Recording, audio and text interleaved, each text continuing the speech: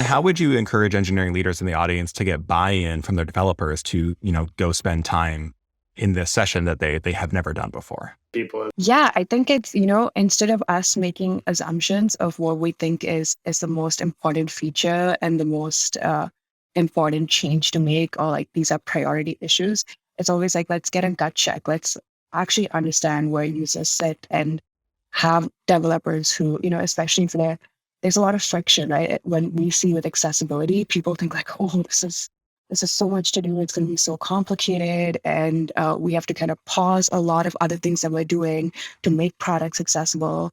And so we always recommend like get a benchmark first, like really understand where you're at. And you're going to understand where you're at by actually engaging and observing users with disabilities. So um, I think it's a way of building awareness that engineering leaders can use. Like to get started, let's understand the users first before we make assumptions, before we think about it from a compliance perspective.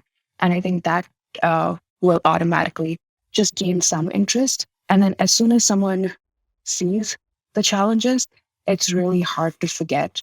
We had one of the engineers, this was a while ago, who worked on some accessibility issues from insights that they got from Fable. And they literally were like, sent us a meme of like pulling their hair out and saying, I can't stop seeing accessibility issues now. Everywhere I look, Oh I my see God. accessibility issues.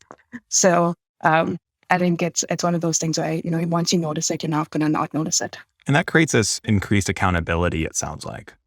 It totally does. I think, anyone who's part of product development process, like we take a lot of, pride in the work we do and the work we push out. And if you see someone struggling, you feel a sense of accountability. And I often say like inclusion is a technical problem. And the reason I say it is because as people in product development processes, we are literally dictating who gets access to the digital world, who gets to work, who gets to participate, who gets to enjoy, just entertainment because of some of the decisions we're making. So I think that increased accountability will like automatically and naturally happen.